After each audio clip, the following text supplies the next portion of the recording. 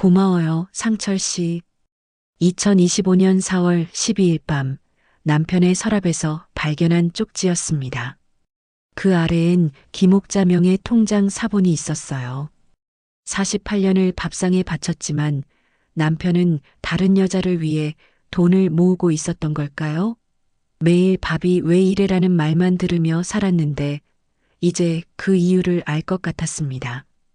48년 결혼 생활이 이렇게 끝날 수 있는 걸까요? 안녕하세요. 저는 대구 수성구에서 48년째 주부로 살고 있는 박미자, 72세입니다. 제 이야기를 시작하기 전에 구독과 좋아요로 응원 부탁드립니다. 댓글로 어디에서 듣고 계신지도 알려주세요. 감사합니다. 2025년 4월 12일 아침 6시 30분 부엌 형광등을 켰습니다. 냉장고 문을 열고 어제 담가둔 된장찌개 냄비를 꺼냈어요. 가스레인지 불을 켜자 파란 불꽃이 올라왔고 냄비를 올리며 한숨이 먼저 새어나왔습니다. 48년째 차리는 밥상이었어요.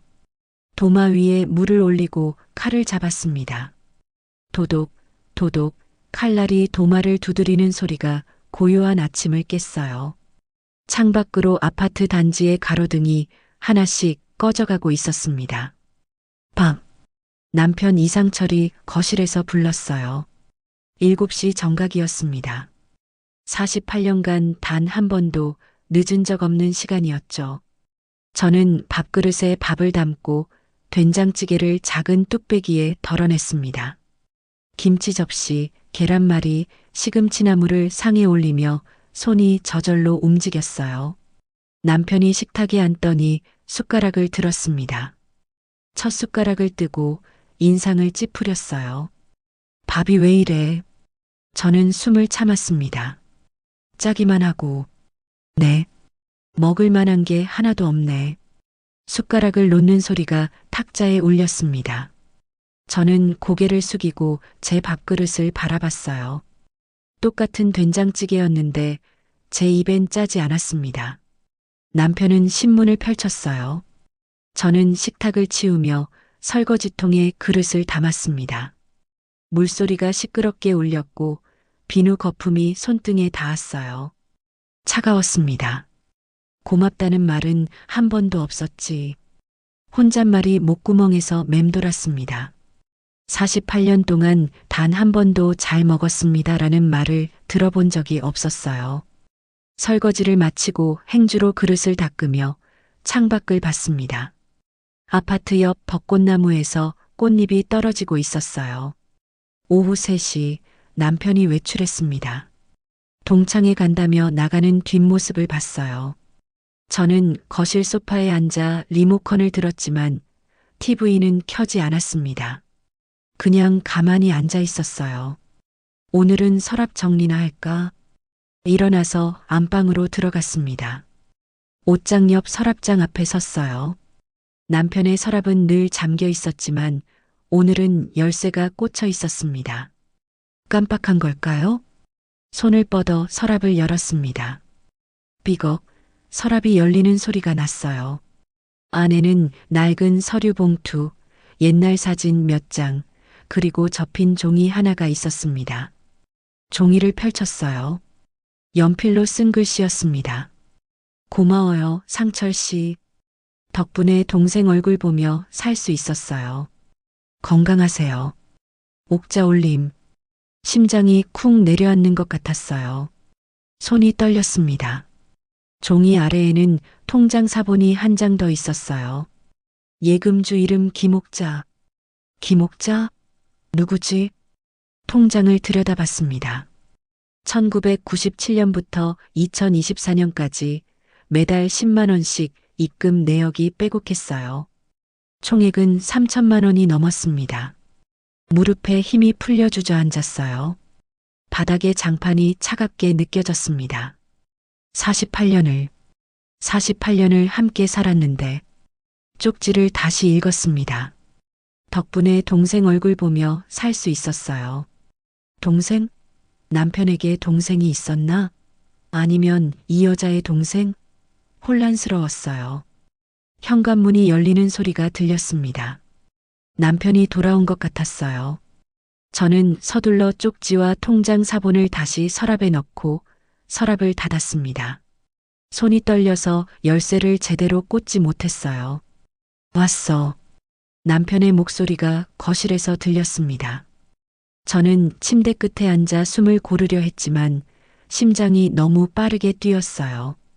저녁 6시 또 밥상을 차렸습니다. 하지만 손이 제대로 움직이지 않았어요. 국자를 떨어뜨렸고 그릇이 싱크대에 부딪히는 소리가 크게 울렸습니다. 괜찮아? 남편이 부엌 문 앞에서 물었어요. 저는 고개를 끄덕였습니다. 네, 괜찮아요. 하지만 괜찮지 않았어요.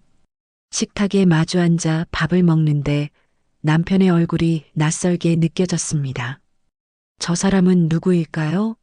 48년을 함께 살았는데 저는 이 사람에 대해 뭘 알고 있는 걸까요? 밤 11시 침대에 누웠습니다. 남편은 벌써 코를 골고 있었어요. 저는 천장을 바라보며 쪽지 속 글씨를 떠올렸습니다. 고마워요, 상철 씨.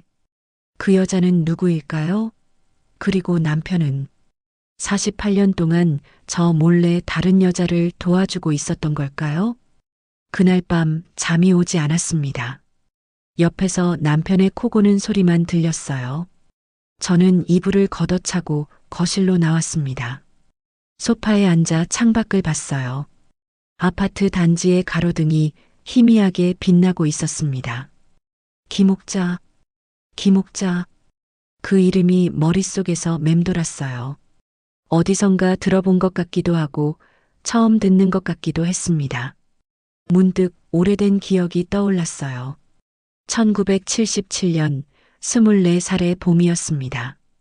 그때 저는 대구 달성군의 작은 마을에 살고 있었어요. 아버지는 농사를 지었고 어머니는 품팔이로 돈을 벌었습니다. 우리 집은 가난했어요. 쌀독이 늘 비어 있었고 겨울이면 아궁이에 불을 떼지 못할 때도 많았습니다. 저에게는 언니가 한 명 있었어요. 박옥자. 저보다 5살 위였습니다. 언니는 똑똑했어요. 학교 성적도 좋았고 선생님들이 늘 칭찬했습니다. 옥자는 공부를 더 시켜야 해라고 말씀하셨죠. 하지만 우리 집에는 돈이 없었어요. 1972년 겨울, 제가 18살 때였습니다. 어느 날 저녁, 집에 낯선 부부가 찾아왔어요.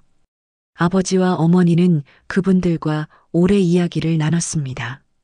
저는 부엌에서 설거지를 하며 귀를 기울였어요. 옥자를 우리 집에 보내주시면 학교도 보내드리고 잘 키우겠습니다. 그 말을 듣는 순간 손에서 그릇이 미끄러졌습니다. 깨지는 소리가 크게 났어요. 미자야, 괜찮니? 어머니가 부엌으로 달려왔습니다. 저는 깨진 그릇 조각을 줍고 있었어요. 손가락에서 피가 났지만 아프지 않았습니다. 며칠 후 언니는 짐을 쌌어요. 작은 보따리 하나였습니다. 언니는 울지 않았어요. 저를 보며 웃었습니다. 미자야, 언니 잘 다녀올게. 언니, 너는 집에 남아서 엄마 아빠 도와드려. 알았지? 고개를 끄덕였습니다. 하지만 눈물이 멈추지 않았어요. 언니가 떠난 날 저는 방 한구석에 웅크리고 앉아 있었습니다. 밖에서 어머니의 흐느끼는 소리가 들렸어요. 아버지는 아무 말도 하지 않았습니다. 그 후로 언니 소식은 들리지 않았어요. 편지도 전화도 없었습니다. 그저 어디선가 잘 살고 있겠지 라고 생각할 뿐이었어요. 1977년 가을, 저는 이상철을 만났습니다. 동네 중매쟁이 할머니가 소개해 주신 분이었어요. 공무원이라고 했습니다. 키가 크고 말수가 적은 사람이었어요. 첫 만남에서 그는 제게 물었습니다. 가족은 어떻게 되세요? 부모님이 계십니다. 형제는요? 잠시 망설였습니다. 언니 이야기를 꺼내야 할까요? 하지만 입이 떨어지지 않았어요. 없습니다. 거짓말을 했습니다. 처음으로 언니의 존재를 지운 순간이었어요. 그해 겨울, 저희는 결혼했습니다.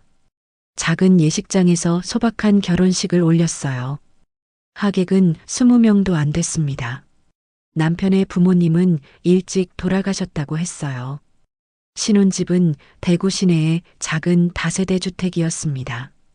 방 2개에 부엌 하나. 좁았지만 저는 행복했어요. 처음으로 제 집이 생긴 것 같았습니다. 결혼 첫날 밤 남편은 제게 물었습니다. 가족 중에 도와드릴 분 없어요? 네. 부모님 말고 다른 가족 말이에요. 심장이 두근거렸습니다. 왜 이런 질문을 하는 걸까요? 없어요. 왜 그러세요? 아니에요. 그냥 물어본 거예요. 그는 더 이상 묻지 않았습니다. 저도 더 이상 말하지 않았어요. 그 후로 48년이 흘렀습니다. 저는 밥을 하고 빨래를 하고 청소를 했어요. 아들 준호를 낳았고 키웠습니다. 남편은 매일 출근했고 퇴근하면 신문을 읽었어요. 고맙습니다라는 말은 없었지만 그게 당연한 줄 알았습니다. 언니 생각은 가끔 떠올랐어요. 명절 때, 혼자 제사상을 차릴 때, 설거지를 하다가 문득. 하지만 찾을 방법이 없었습니다. 그 집 주소도 전화번호도 몰랐으니까요. 언니는 지금 어디서 뭘 하고 있을까? 그 질문에 답은 없었습니다. 지금 거실 소파에 앉아 저는 깨달았어요. 김옥자, 혹시 언니일까요? 아니야, 그럴 리 없어. 언니 이름은 박옥자였으니까. 하지만 입양 가정에서 성을 바꿨을 수도 있잖아요. 김옥자, 박옥자. 손톱을 뜯기 시작했습니다.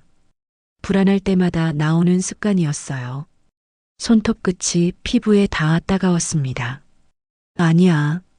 남편이 내 언니를 알 리가 없어. 나도 언니 이야기를 한 적이 없는데. 하지만 쪽지 속 문장이 자꾸 떠올랐어요. 덕분에 동생 얼굴 보며 살 수 있었어요. 동생 얼굴? 그게 나를 말하는 걸까요? 심장이 빠르게 뛰었습니다. 숨이 가빠졌어요. 일어나서 부엌으로 갔습니다. 냉장고에서 물병을 꺼내 물을 마셨어요.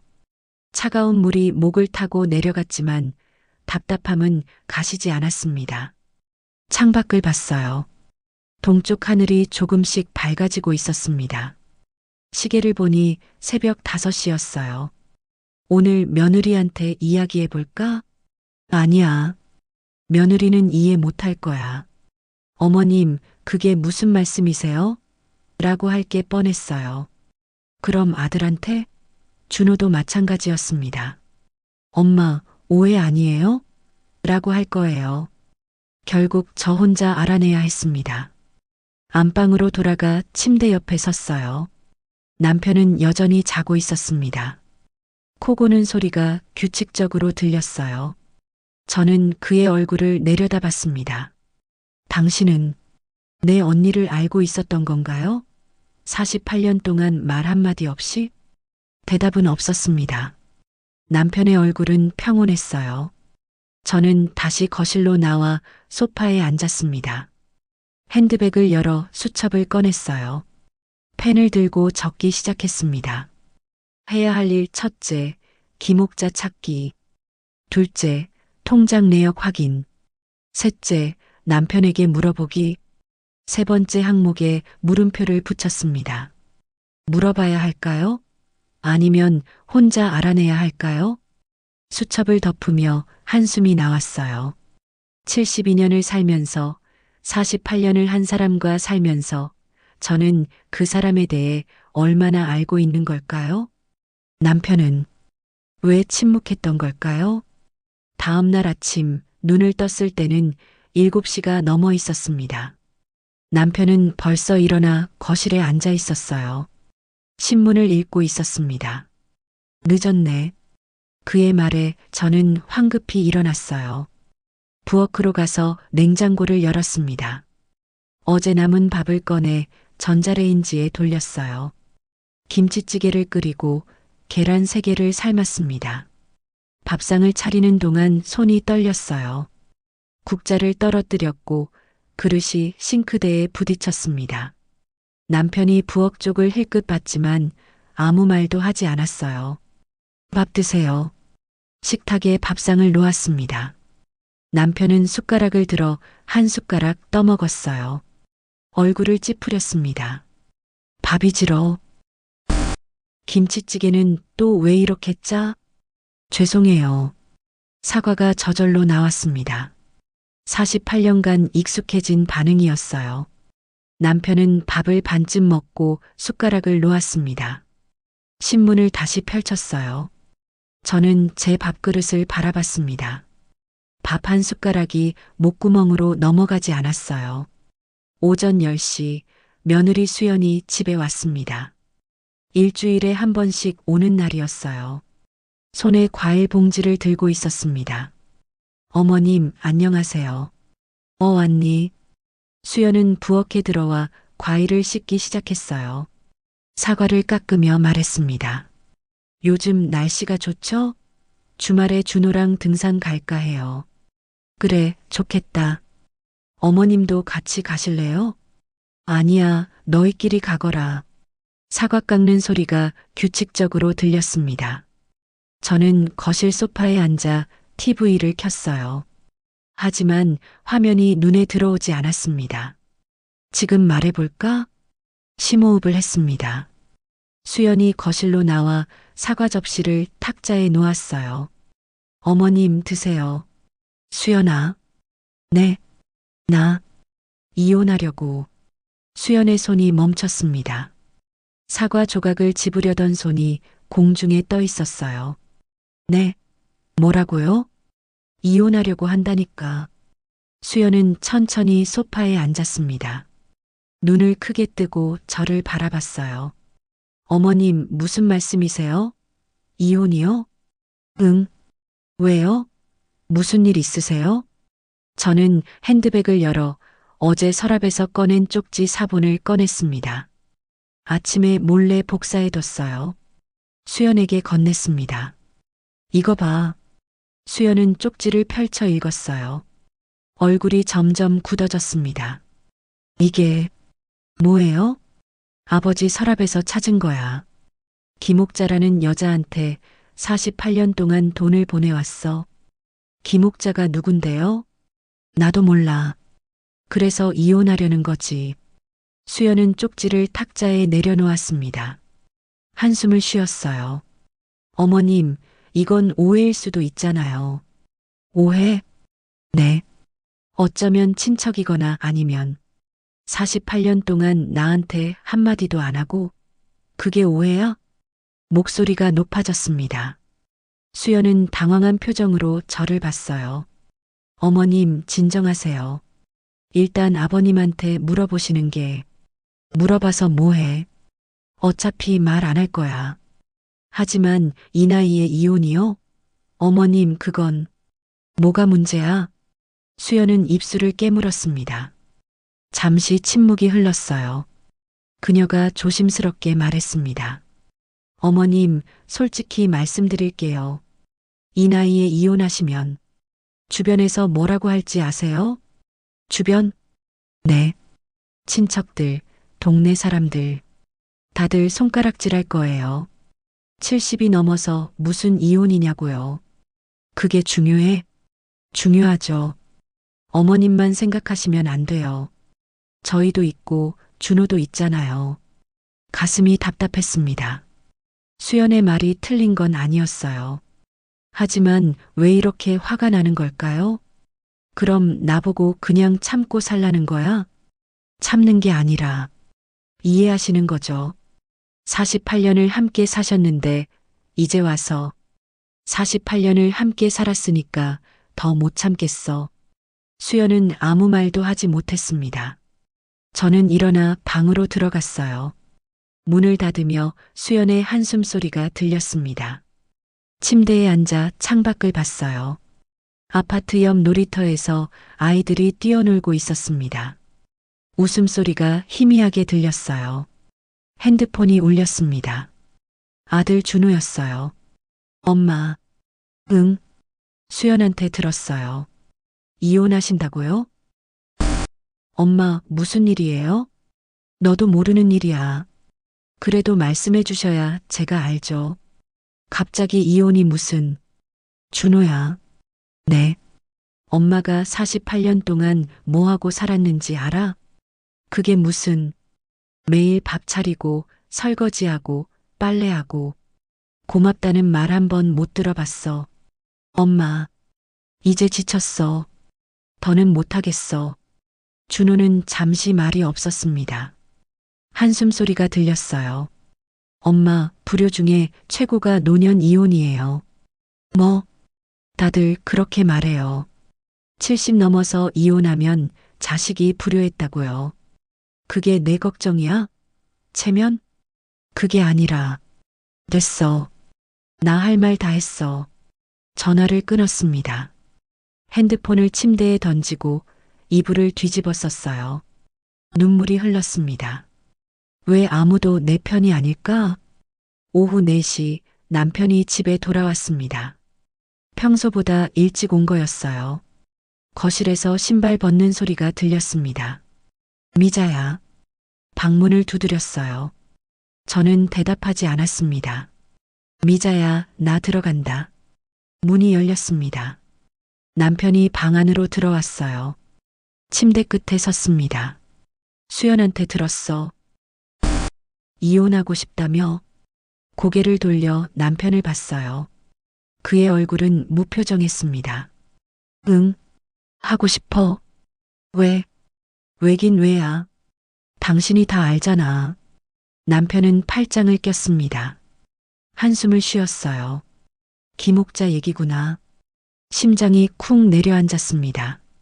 그는 알고 있었어요. 제가 쪽지를 봤다는 걸. 그래. 김옥자. 그 여자가 누군데? 48년 동안 돈 보낸 여자. 누구야? 남편은 대답하지 않았습니다. 그냥 저를 바라봤어요. 그 눈빛이 차갑게 느껴졌습니다. 말 안 할 거야? 지금은 아니야. 그럼 언제? 때가 되면. 때가 되면? 48년도 모자라. 남편은 돌아서서 방을 나갔습니다. 문이 닫혔어요. 저는 이불을 움켜쥐며 소리내어 울었습니다. 그날 밤 저는 가방에 몇 가지 옷을 챙겼어요. 통장, 신분증, 핸드폰 충전기. 내일 아침 일찍 집을 나가기로 했습니다. 이혼은 혼자서도 할 수 있어. 법무사 찾아가면 돼. 하지만 가슴 한구석이 무너지는 것 같았어요. 48년이 이렇게 끝나는 걸까요? 2025년 4월 18일 아침 9시 저는 집을 나섰습니다. 가방 하나만 들고 나왔어요. 남편은 아직 자고 있었습니다. 현관문을 조용히 닫으며 뒤를 돌아보지 않았어요. 버스 정류장에서 352번 버스를 탔습니다. 시내로 가는 버스였어요. 창밖으로 익숙한 풍경이 지나갔습니다. 수성못, 범원의 거리, 동대구역. 48년 동안 수없이 지나친 길이었어요. 중앙로에서 내렸습니다. 법무사 사무소를 찾아야 했어요. 핸드폰을 꺼내 검색했습니다. 황혼이혼 상담 여러 개가 나왔어요. 그중 하나를 골라 전화했습니다. 네, 해맑은 법무사 사무소입니다. 저기, 이혼 상담 받을 수 있나요? 네, 가능하십니다. 언제 오시겠어요? 지금 가도 될까요? 네, 괜찮으세요. 주소 알려드릴게요. 주소를 받아 적었습니다. 중앙로 3가에 있었어요. 걸어서 10분 거리였습니다. 법무사 사무소 건물 앞에 섰습니다. 낡은 오피스텔 3층이었어요. 계단을 올라가며 숨이 찼습니다. 무릎이 아팠어요. 문을 열고 들어가자 젊은 여직원이 맞아줬습니다. 어서 오세요. 예약하신 분이세요? 네, 방금 전화했어요. 이쪽으로 앉으세요. 작은 상담실로 안내받았습니다. 책상 너머로 법무사가 앉아 있었어요. 40대 초반으로 보이는 남자였습니다. 안녕하세요. 저는 김태수 법무사입니다. 박미자입니다. 이혼 상담 때문에 오셨다고요? 네. 법무사는 서류 몇 장을 꺼냈습니다. 펜을 건네며 말했어요. 먼저 기본 정보 좀 적어주세요. 결혼 연도, 배우자 이름, 자녀 유무 등이요. 서류를 받아 적기 시작했습니다. 손이 떨렸어요. 결혼 연도 1977년 배우자 이상철 자녀 1명 아들. 재산 분할 받으실 생각이세요? 네. 배우자 재산이 어느 정도 되는지 아세요? 잘 모르겠어요. 퇴직금이랑 연금은 있을 거예요. 부동산은요? 아파트 하나요. 상철 씨 명의예요. 법무사는 고개를 끄덕이며 메모했습니다. 이혼 사유는 뭐죠? 남편이 다른 여자한테 돈을 보냈어요. 48년 동안. 증거가 있으세요? 가방에서 쪽지 사본을 꺼내 보여줬습니다. 법무사는 읽어보더니 물었어요. 통장 내역은요? 사본만 있어요. 원본이 필요합니다. 은행 가서 정식으로 떼오셔야 해요. 어떻게요? 배우자 명의 계좌 거래 내역이요. 혼인관계 증명서 들고 가시면 발급받을 수 있습니다. 법무사는 서류 한 장을 더 꺼냈습니다. 일단 동사무소 가셔서 혼인관계 증명서 떼오세요. 그리고 은행에서 남편분 계좌 거래 내역 받아오시고요. 그럼 재산분할 협의 들어갈 수 있습니다. 얼마나 걸려요? 빠르면 석 달, 늦으면 6개월이요. 한숨이 나왔습니다. 생각보다 오래 걸리는 거였어요. 혹시 위자료도 받을 수 있나요? 그건 증거에 따라 다릅니다. 부정행위 증거가 명확하면 가능하고요. 부정행위. 그 단어가 가슴에 꽂혔습니다. 법무사 사무소를 나와 동사무소로 향했습니다. 수성구청 민원실이었어요. 줄을 서서 기다렸습니다. 앞에 10명 정도가 있었어요. 30분을 기다려 제 차례가 됐습니다. 혼인관계 증명서 발급 부탁드려요. 신분증 주세요. 주민등록증을 건넸습니다. 직원이 컴퓨터를 두드리더니 서류를 출력했어요. 1,000원입니다. 지갑에서 1,000원을 꺼내줬습니다. 서류를 받아 가방에 넣었어요. 이제 은행이었습니다. 중앙로 대한은행 지점으로 갔습니다. 남편이 주로 쓰는 은행이었어요. 대기표를 뽑고 의자에 앉았습니다. 번호판을 올려다 봤어요. 제 번호까지 22명이 남았습니다. 1시간을 기다렸습니다. 드디어 제 번호가 불렸어요. 37번 고객님, 3번 창구로 오세요. 창구로 가서 앉았습니다. 젊은 여자 행원이 웃으며 물었어요. 무엇을 도와드릴까요? 남편 계좌 거래 내역 떼러 왔어요. 본인 확인 가능하신가요? 혼인관계 증명서와 제 신분증을 건넸습니다. 행원이 서류를 확인하더니 컴퓨터를 두드렸어요. 계좌번호 아세요? 모르는데. 이름으로 찾을 수 있나요? 네, 잠시만요. 행원이 입력을 계속하더니 화면을 보며 말했어요. 이상철님 명의 계좌가 2개 있으시네요.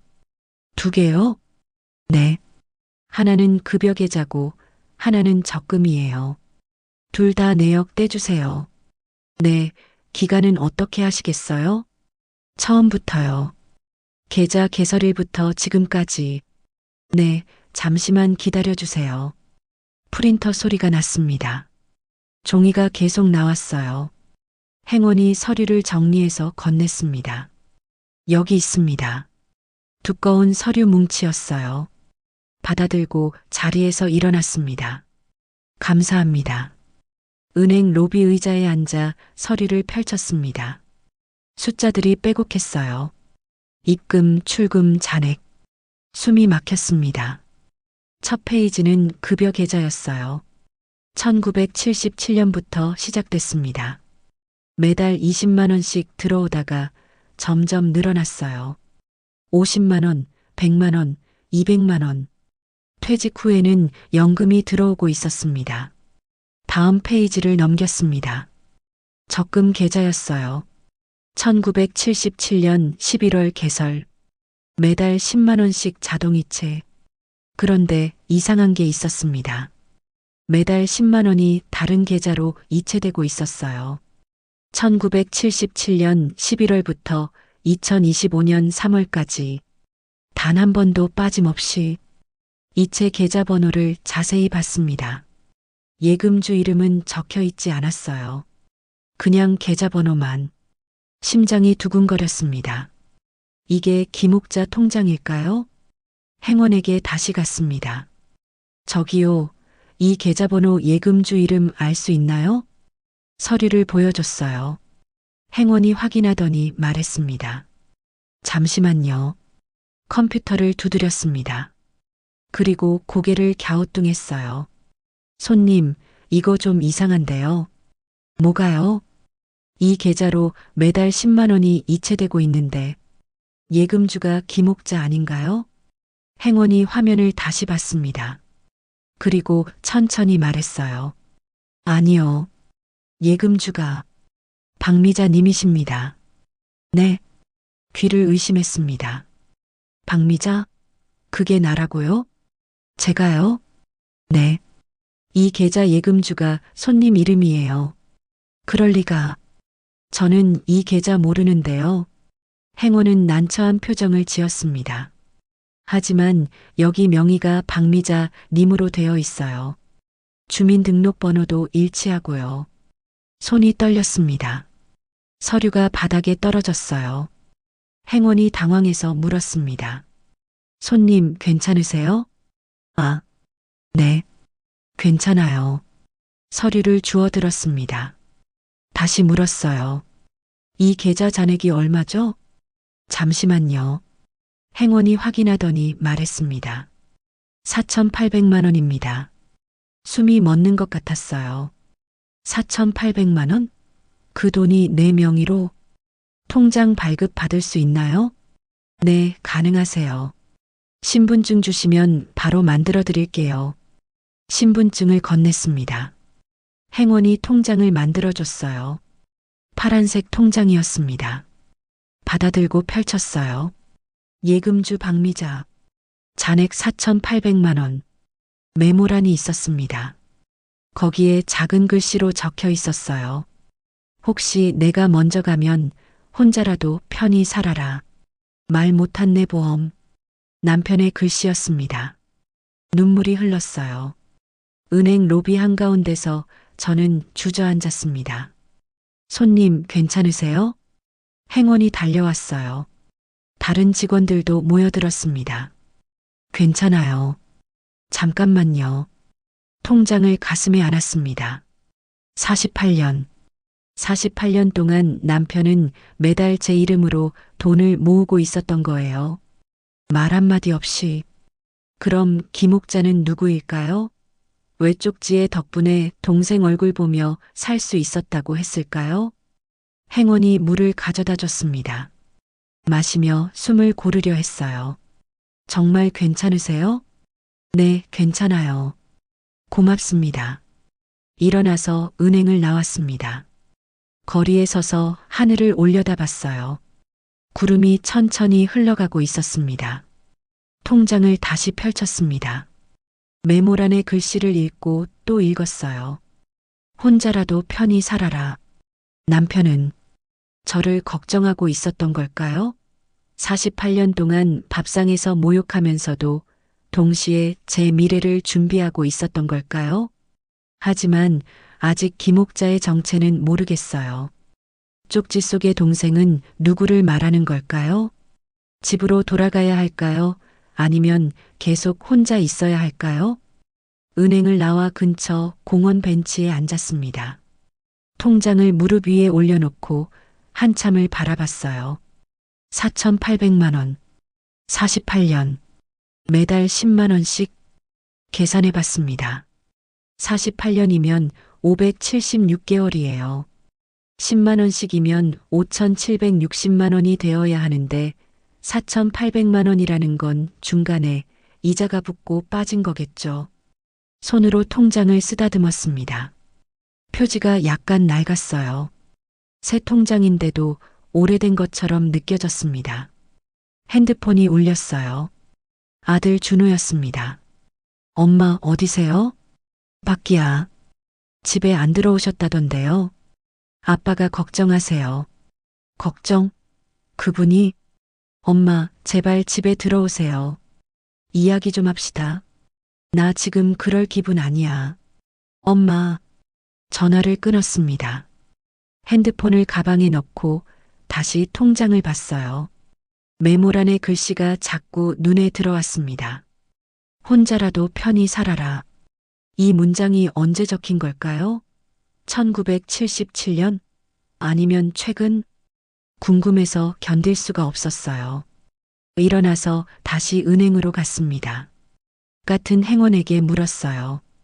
저기요, 이 메모란이 언제 적힌 건지 알 수 있나요? 메모란이요? 통장을 보여줬습니다. 행원이 확인하더니 말했어요. 메모란은 계좌 개설할 때 적는 거예요. 그러니까 1977년 11월이요. 48년 전부터 있었던 거예요? 네, 그런 셈이죠. 다리에 힘이 풀렸습니다. 48년 전부터 남편은 결혼하고 얼마 안 돼서 이 계좌를 만든 거예요. 그리고 지금까지 계속 돈을 넣어왔던 거죠. 은행을 나와 택시를 탔습니다. 어디 가세요? 수성구 범어동이요. 집으로 가는 길이었어요. 택시 창밖으로 거리가 흘러갔습니다. 사람들이 걷고 차들이 달리고 세상은 여전히 돌아가고 있었어요. 집 앞에 도착했습니다. 아파트 현관을 올려다봤어요. 12층 우리 집 창문에 불이 켜져 있었습니다.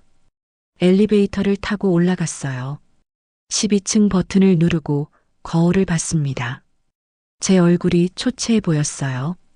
눈가에 주름이 깊게 패여 있었고 입술은 바짝 말라 있었습니다. 현관문을 열었습니다. 안에서 남편의 목소리가 들렸어요. 왔어? 대답하지 않고 신발을 벗었습니다. 거실로 들어가니 남편이 소파에 앉아 있었어요. TV는 꺼져 있었습니다. 어디 갔다 왔어? 은행. 가방을 소파에 놓고 통장을 꺼냈습니다. 남편 앞 탁자에 놓았어요. 이게 뭐예요? 남편이 통장을 집어들었습니다. 펼쳐보더니 한숨을 쉬었어요. 알았구나. 48년 동안 숨긴 거죠? 숨긴 게 아니라. 그럼 뭐예요? 왜 말 안 했어요? 남편은 통장을 탁자에 내려놓았습니다. 손으로 얼굴을 쓸어내렸어요. 말하면 내가 부담스러워할 것 같아서. 부담스럽기는요. 오히려 고마운 거죠. 고맙긴. 남편이 일어나 창문 쪽으로 갔습니다. 등을 보이고 서 있었어요. 미자야. 네. 김옥자가 누군지 알고 싶지? 심장이 두근거렸습니다. 드디어 말해주려는 걸까요? 네, 알고 싶어요. 남편은 한참을 말이 없었습니다. 창밖을 보며 서 있었어요. 그의 어깨가 미세하게 떨리는 것 같았습니다. 내 언니야. 네. 김옥자는 내 언니 박옥자야. 머리가 하얘지는 것 같았어요. 무릎이 꺾여 소파에 주저앉았습니다. 언니라니. 무슨. 우리 결혼하고 일주일 후에 알았어. 내가 밤에 잠꼬대 하더라고.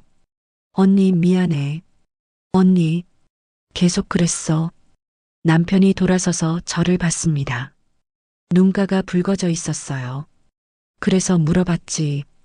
친구들한테, 동네 사람들한테 내가 언니를 보냈다는 얘기를 들었어. 1972년에. 그걸 어떻게 찾았어? 석 달 걸렸지. 언니는 부산에서 살고 있었어. 김씨 집안으로 입양돼서 이름이 김옥자로 바뀌었더라고. 눈물이 흘렀습니다. 손으로 얼굴을 가렸어요. 언니를 찾았어요? 응, 찾아갔지. 1978년 2월에 언니는 결혼해서 애들을 키우고 있었어. 언니가 살아 있었어요? 응, 건강하게 잘 살고 있었어. 남편이 다시 소파에 앉았습니다. 제 옆자리였어요. 하지만 거리를 두고 앉았습니다. 언니한테 말했어. 동생 미자가 보고 싶어 한다고. 그랬더니 언니가 울더라고. 동생 보고 싶지만 만날 수 없다고 했어. 만나면 동생이 다시 죄책감 가질까봐 두렵다고. 가슴이 찢어지는 것 같았어요. 그래서 약속했어. 언니한테 매달 생활비를 보내주기로. 대신 너한테는 말하지 않기로. 왜요? 왜 나한테 말 안 했어요? 말하면 내가 더 괴로워할 것 같아서. 언니를 찾았지만 만날 수 없다는 게 더 아플 것 같아서. 남편의 목소리가 떨렸습니다. 그리고 내 명의로 통장을 만들었어. 혹시 내가 먼저 죽으면 너라도 편히 살라고. 당신은 48년 동안, 응, 48년 동안 혼자 짊어지고 살았어. 내 죄책감을 대신 짊어지고. 저는 남편을 봤습니다. 그의 얼굴에 주름이 깊게 패여 있었어요. 흰머리가 성성했습니다. 언제 이렇게 늙었을까요?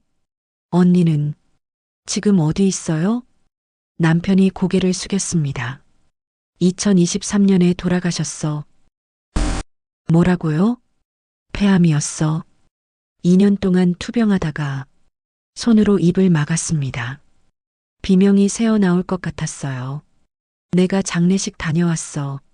너 몰래. 언니가 죽었어요? 응. 온몸이 떨렸습니다. 소파에서 일어나 방으로 들어갔어요. 침대에 쓰러져 이불을 뒤집어 썼습니다. 언니가 살아 있었어요. 48년 동안 부산에서 살고 있었어요. 그리고 2년 전에 죽었습니다. 저는 그 사실도 모르고 살았어요. 남편이 방문을 두드렸습니다. 미자야, 이거 봐. 문을 열고 봉투 하나를 건넸어요. 낡은 편지 봉투였습니다. 언니가 남긴 거야. 나한테 전해달라고. 떨리는 손으로 봉투를 받았습니다. 편지를 꺼내 펼쳤어요. 미자에게, 언니야, 잘 지내니? 언니는 잘 살았어. 좋은 사람 만나 결혼도 하고 아이들도 낳고 행복했어. 내가 보고 싶었지만 만날 수 없었어. 만나면 너한테 짐이 될 것 같아서. 내가 죄책감 가질까봐. 상철 씨한테 고마워. 48년 동안 언니를 도와줬어. 덕분에 아이들 대학까지 보냈어. 정말 고마워. 미자야, 언니를 용서해줘. 먼저 가서 미안해. 그리고 상철 씨한테 잘해줘. 그 사람은 너를 정말 많이 사랑해. 언니가 2023년 9월 편지를 읽고 또 읽었습니다. 눈물이 종이 위에 떨어져 글씨를 번지게 했어요. 남편이 방으로 들어왔습니다. 침대 끝에 앉았어요. 미안해, 미자야. 말했어야 했는데. 아니에요. 48년 동안 혼자 숨기고 살아서 미안해. 저는 남편을 봤습니다.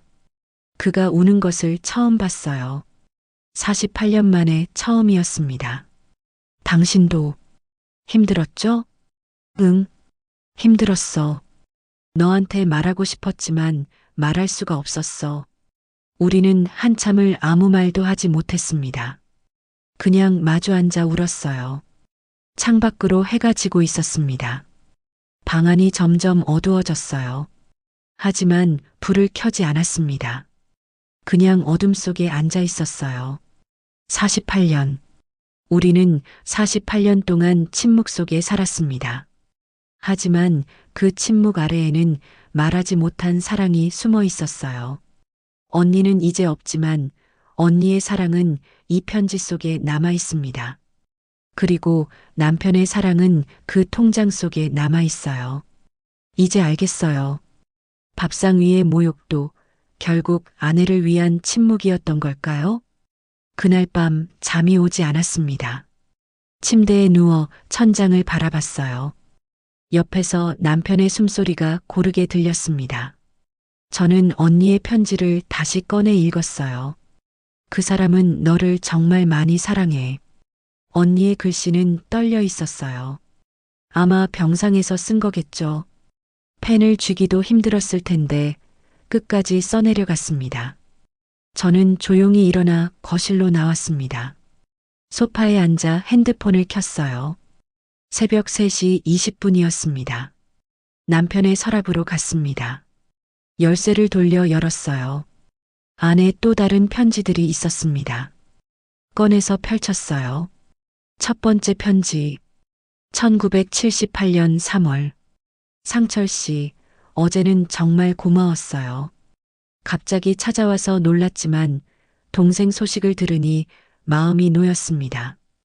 미자가 행복하게 살고 있다니 다행이에요.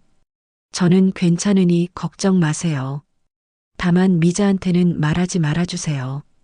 동생이 또 상처받을까봐 두렵습니다. 옥자 올림. 두 번째 편지. 1982년 5월. 상철 씨, 돈 보내주셔서 감사합니다. 아이들 분유값에 큰 도움이 됐어요. 미자는 잘 지내나요? 요즘 날씨가 더운데 건강 조심하라고 전해주세요. 아, 직접 전하면 안 되겠죠. 제가 있다는 걸 모르니까요. 그냥 제 마음이에요. 옥자 올림. 세 번째 편지. 1992년 12월. 상철 씨, 메리 크리스마스예요.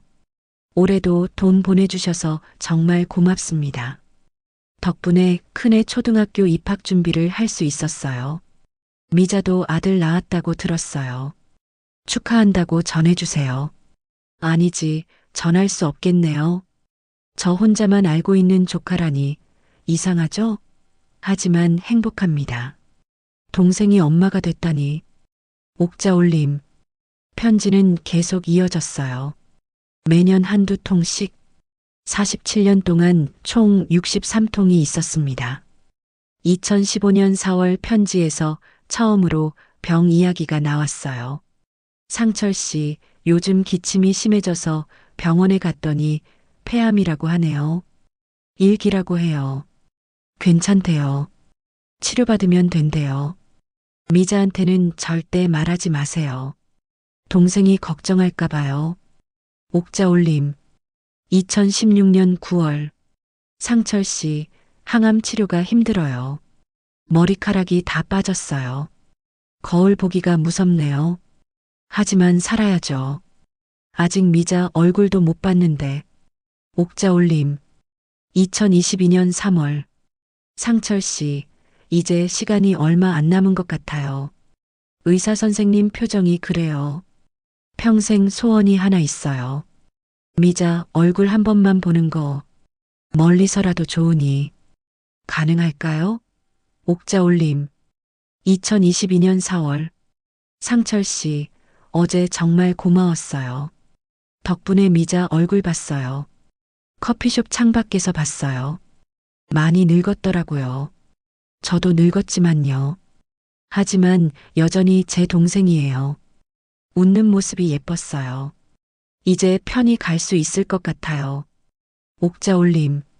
마지막 편지. 2023년 7월.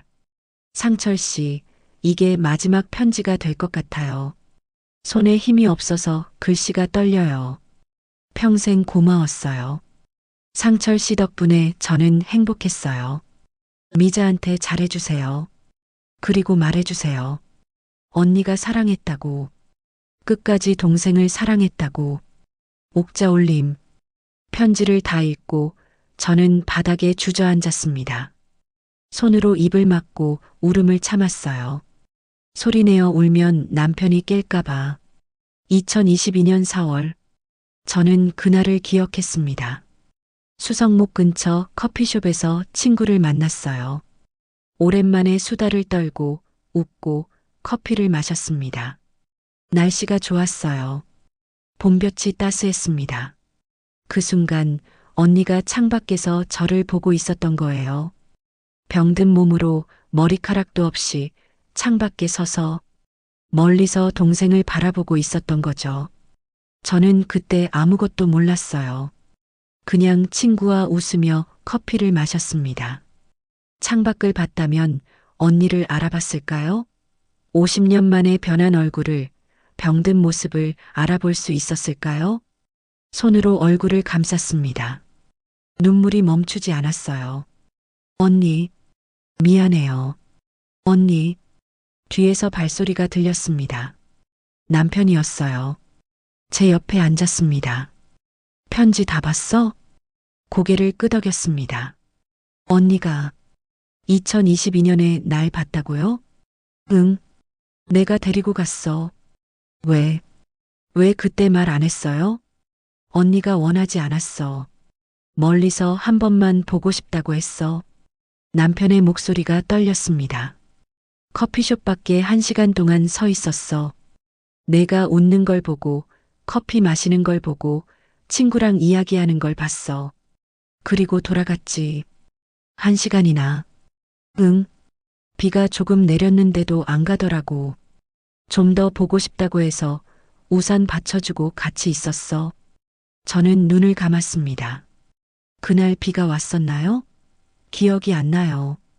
커피숍 안은 따뜻했고 창밖은 흐렸던 것 같은데 집에 돌아가는 길에 언니가 말했어. 동생이 행복해 보여서 다행이다라고. 행복. 그리고 상철 씨, 미자 잘 부탁합니다라고 했어. 남편이 제 손을 잡았습니다. 따뜻했어요. 나는 그날 다짐했어. 언니한테 약속했지. 미자 평생 지키겠습니다라고. 당신은 48년 동안, 응, 48년 동안 약속 지켰어. 언니와의 약속? 저는 남편을 봤습니다. 그의 눈에도 눈물이 고여 있었어요. 밥상에서 왜 그렇게 모욕했어요? 모욕이 아니었어. 그럼 뭐예요? 매일 밥이 왜 이래? 짜기만 하고. 표현을 못한 거야. 고맙다고 사랑한다고. 남편이 고개를 숙였습니다. 어릴 때부터 감정 표현을 못했어. 부모님도 일찍 돌아가셔서 사랑한다는 말을 들어본 적이 없어. 그래서 너한테도 못했지. 대신 통장을 만들었어. 매달 돈을 넣으며 생각했어. 이게 내 사랑이야 라고. 왜 말로 안 했어요? 부끄러웠어. 그리고 언니 일 때문에 죄책감도 있었고, 너한테 숨기고 있는 게 있으니까 당당하게 사랑한다고 말할 수가 없었어. 남편의 어깨가 떨렸습니다. 미안해, 미자야. 48년 동안 서툴렀어. 저는 남편의 손을 꽉 잡았습니다. 나도 미안해요. 당신 마음을 몰라서. 아니야, 내가 못난 거지. 우리는 한참을 손을 잡고 앉아 있었습니다. 창밖으로 동이 트고 있었어요. 하늘이 점점 밝아졌습니다. 일어나서 부엌으로 갔습니다. 냉장고를 열고 계란을 꺼냈어요. 프라이팬을 올리고 기름을 두르고 계란을 풀었습니다. 지글지글 소리가 났습니다. 계란이 익어가는 냄새가 났어요. 밥을 짓고 된장찌개를 끓이고 김치를 꺼냈습니다. 48년 동안 해온 일이었어요. 하지만 오늘은 달랐습니다. 밥상을 차리며 눈물이 났어요. 이 밥상 아래에 이렇게 많은 이야기가 숨어 있었다니. 남편이 부엌으로 왔습니다. 내가 도와줄까? 괜찮아요. 다 됐어요. 밥상을 식탁에 놓았습니다. 남편이 앉았어요. 저도 마주 앉았습니다. 남편이 숟가락을 들었습니다. 한 숟가락 떠서 입에 넣었어요. 그리고 천천히 말했습니다. 맛있어. 48년 만에 처음 들은 말이었습니다. 고마워, 미자야. 숟가락을 든 손이 떨렸어요. 눈물이 밥그릇에 떨어졌습니다. 저야말로 고마워요. 우리는 마주보며 밥을 먹었습니다. 48년 만에 처음으로 진짜 마주보며. 언니는 떠났지만 언니의 사랑은 이 밥상 위에 남아 있었어요. 그리고 남편의 사랑도 통장 속이 아니라 이 밥상 위에 있었습니다. 밥상 아래 숨겨진 통장. 그 안에는 48년의 침묵과 사랑이 들어 있었어요. 이제 알겠습니다. 사랑은 말로만 하는 게 아니에요. 때로는 침묵 속에, 통장 속에, 밥상 속에 숨어 있습니다. 하지만 이제는 말해야겠어요. 침묵을 깨고 서로에게 말해야 합니다. 당신 사랑해요. 남편이 숟가락을 놓았습니다. 저를 봤어요. 눈에 눈물이 가득했습니다. 나도 사랑해. 48년 만에 처음 들은 말이었습니다. 그날 아침 식사를 마친 뒤 우리는 식탁에 그대로 앉아 있었습니다. 밥그릇은 비었지만 아직 할 이야기가 남아 있었어요. 남편이 먼저 입을 열었습니다. 언니를 처음 만난 게 우리 결혼식 다음 날이었어. 결혼식 다음 날이요? 응. 너는 친정 인사 갔고 나는 혼자 집에 있었지. 그때 문을 두드리는 소리가 났어. 남편은 찻잔을 돌리며 말을 이었습니다. 문을 열었더니 여자 한 분이 서 있더라고. 처음엔 누군지 몰랐어. 그런데 얼굴을 보니까 너랑 닮은 거야. 언니가 찾아왔었구나. 그래. 저 박미자 언니입니다라고 하더라고. 깜짝 놀랐지. 너한테 언니가 있는지도 몰랐으니까. 남편이 제 손을 잡았습니다. 언니가 말했어. 동생한테는 절대 말하지 말아달라고. 동생이 죄책감 때문에 평생 고생할까봐 두렵다고. 언니가 그렇게 말했어요? 응. 그리고 동생 대신 제가 다른 집에 간 건데 동생이 알면 평생 자책할 거다라고 했어. 저는 눈을 감았습니다. 언니의 마음이 느껴졌어요. 그래서 어떻게 하셨어요? 약속했지. 언니를 찾아낸 건 절대 말하지 않겠다고. 대신 생활비는 제가 보내드리겠다고 했어. 그게 47년 전이었구나. 응. 그때부터 매달 돈을 보냈어. 처음엔 5만 원씩, 나중엔 10만 원, 20만 원. 내 월급에서 빼서 보냈지. 남편의 목소리가 떨렸습니다. 너한테 미안했어. 숨기는 게 있으니까 당당하게 대할 수가 없더라고. 그래서 밥상에서, 응, 밥상에서 짜증을 낸 건 사실 나 자신한테 화난 거였어. 왜 이렇게 표현을 못하나, 왜 이렇게 서툰가 싶어서 저는 남편의 손을 꽉 잡았습니다. 그런 줄도 모르고 저는, 아니야. 내가 못난 거지. 제대로 말했어야 했는데. 잠시 침묵이 흘렀습니다. 시계 초침 소리만 똑딱똑딱 들렸어요. 언니는 언제 돌아가셨어요? 작년 7월. 나한테 연락이 왔어. 병원에서 제가 몰랐던 1년 동안. 응. 장례식도 조용히 치렀어. 언니가 미자는 부르지 말아달라고 했거든. 눈물이 또 났습니다. 언니는 죽는 순간까지 저를 생각했던 거예요. 남편이 일어나더니 서재로 갔습니다. 잠시 후 사진 한 장을 들고 왔어요. 이거 사진을 받아봤습니다. 병상에 누운 언니였어요. 머리카락은 없었지만 웃고 있었습니다. 옆에는 남편이 서 있었고요. 마지막으로 찍은 사진이야. 언니가 한 장만 찍자고 해서. 언니. 사진 속 언니는 많이 야위었지만 눈은 여전히 맑았습니다.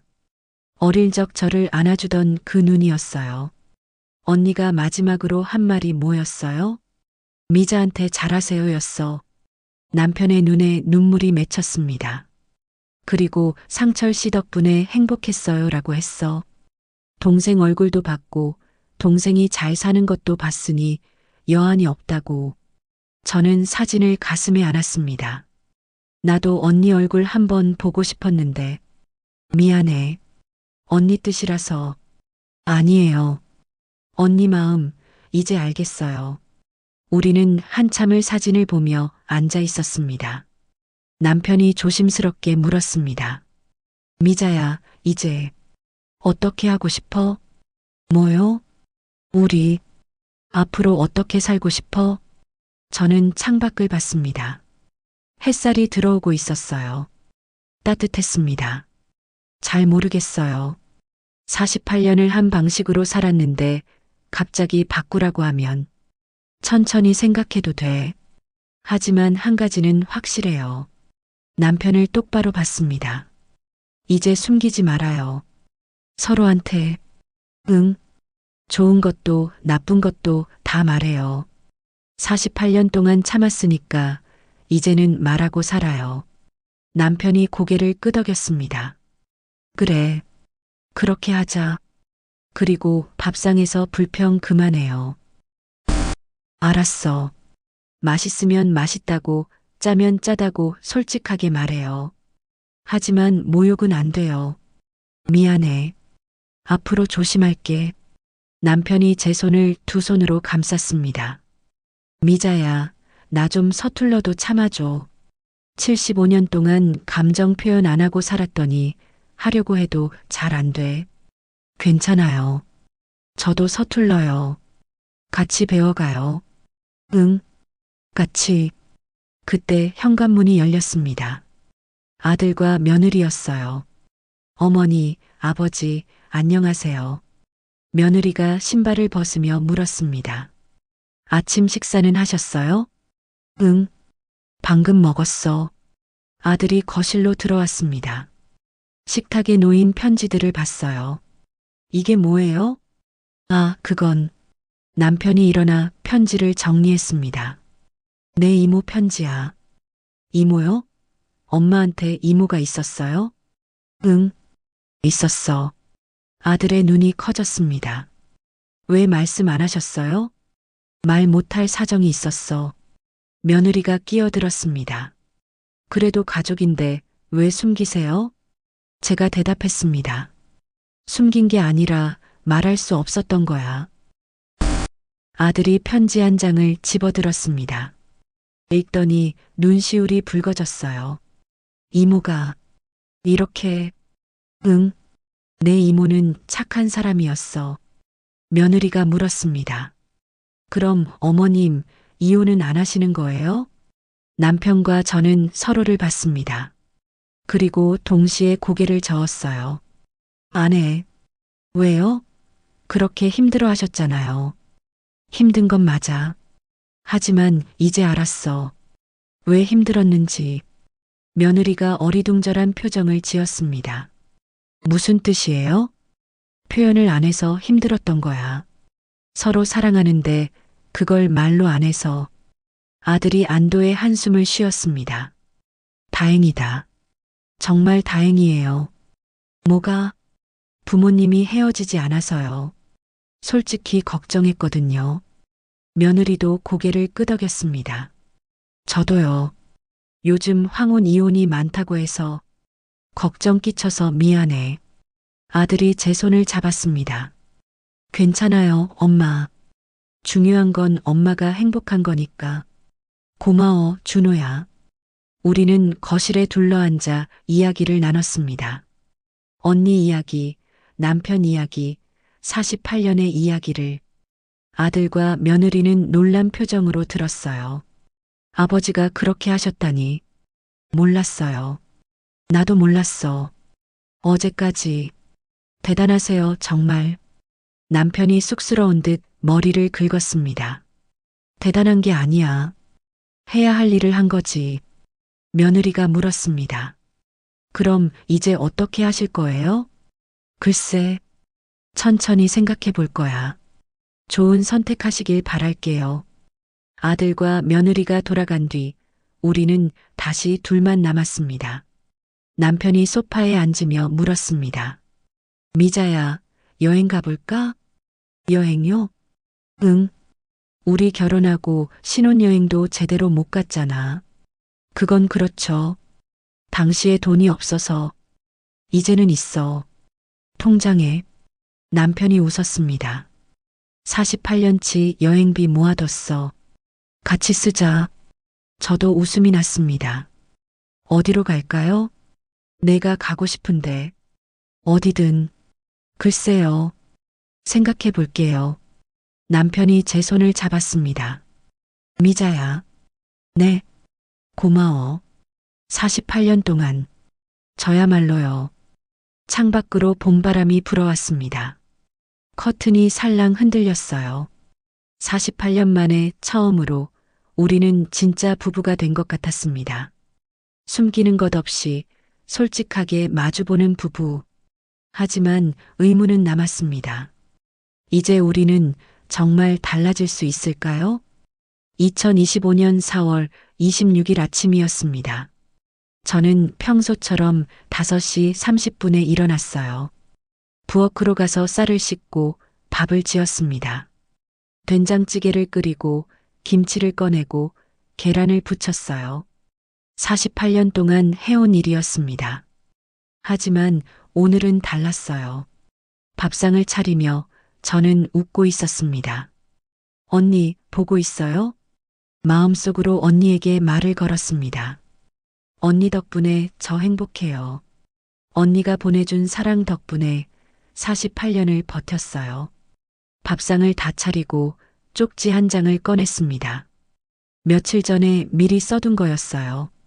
쪽지를 밥상 한가운데 놓았습니다. 그리고 남편을 불렀어요. 여보, 밥 먹어요. 여보. 오랜만에 부르는 호칭이었습니다. 남편이 거실에서 나왔어요. 밥상을 보더니 멈췄습니다. 쪽지? 읽어보세요. 남편이 쪽지를 집어들었습니다. 천천히 읽었어요. 나도 이제 내 밥상은 내가 차릴게요. 그동안 고마웠어요. 그리고 미안했어요. 당신 마음을 몰라서. 이제부터 우리 같이 차려요. 마이너스 미자 올림. 남편이 쪽지를 내려놓았습니다. 저를 봤어요. 눈이 촉촉했습니다. 미자야. 앉아요. 식기 전에 우리는 마주 앉았습니다. 남편이 숟가락을 들더니 한참을 망설였어요. 그리고 입을 열었습니다. 밥 잘 먹겠습니다. 심장이 쿵 하고 뛰었습니다. 48년 만에 처음 들은 말이었어요. 맛있게 드세요.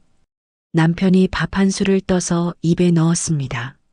천천히 씹더니 말했어요. 맛있어. 정말요? 응. 오늘따라 더 맛있는 것 같아. 남편이 웃었습니다. 저도 웃음이 났어요. 된장찌개도 드세요. 응. 우리는 말없이 밥을 먹었습니다. 하지만 침묵이 불편하지 않았어요. 오히려 편안했습니다. 식사를 마치고 남편이 그릇을 들었습니다. 내가 설거지할게. 괜찮아요. 아니야. 이제부터 같이 하자고 했잖아. 남편이 부엌으로 갔습니다. 수도꼭지를 틀고 설거지를 시작했어요. 서툴렀지만 열심히 했습니다. 저는 식탁에 앉아 남편의 뒷모습을 봤습니다. 75년 만에 처음 하는 설거지겠네. 웃음이 났어요. 설거지를 마친 남편이 돌아왔습니다. 손을 닦으며 물었어요. 미자야, 오늘 뭐 할 거야? 글쎄요. 별일 없는데요. 그럼 나랑 산책 갈래? 산책요? 응. 날씨 좋잖아. 창밖을 봤습니다. 햇살이 따사로웠어요. 봄바람이 불고 있었습니다. 좋아요. 우리는 옷을 갈아입고 집을 나섰습니다. 아파트 단지를 걸으며 남편이 제 손을 잡았어요. 손 차갑다. 괜찮아요. 주머니에 넣어. 남편이 제 손을 자기 주머니에 넣어줬습니다. 따뜻했어요. 우리는 천천히 걸었습니다. 벤치에 앉아 하늘을 봤어요. 구름이 흘러가고 있었습니다. 미자야. 네. 언니 산소 가볼까? 가슴이 뭉클했습니다. 어디 계세요? 대구 외곽. 조용한 곳이야. 그럼 이번 주말에 갈까요? 좋아. 같이 가자. 남편이 제 손을 꽉 잡았습니다. 언니한테 인사시켜 줄게. 동생 데리고 왔어요 라고. 눈물이 났습니다. 참으려고 했지만 멈출 수 없었어요. 언니, 보고 싶어요. 나도. 좋은 분이었어. 우리는 한참을 벤치에 앉아 있었습니다. 아이들이 뛰어노는 소리가 들렸어요. 새들이 지저귀는 소리도 들렸습니다. 여보, 응? 우리 여행 언제 갈까요? 내가 준비되면. 급할 것 없어. 제주도 가고 싶어요. 바다 보고 싶어요. 그래. 그럼 제주도로 가자. 언제요? 다음 달. 5월은 날씨 좋잖아. 좋아요. 남편이 웃으며 말했습니다. 48년 늦은 신혼여행이네. 그러게요. 저도 웃었습니다. 집으로 돌아오는 길에 꽃집을 지나쳤어요. 남편이 멈추더니 안으로 들어갔습니다. 잠시 후 카네이션 한 다발을 들고 나왔어요. 이게 뭐예요? 너 주는 거. 왜요? 그냥 주고 싶어서. 남편이 쑥스러운 듯 웃었습니다. 48년 동안 꽃 한 번 안 사줬잖아. 괜찮았어요.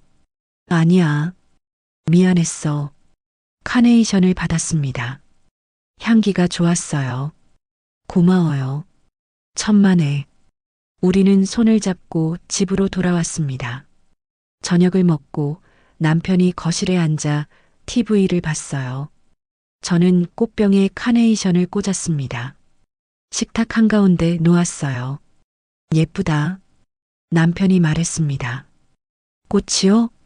응. 그리고 너도. 얼굴이 화끈거렸습니다.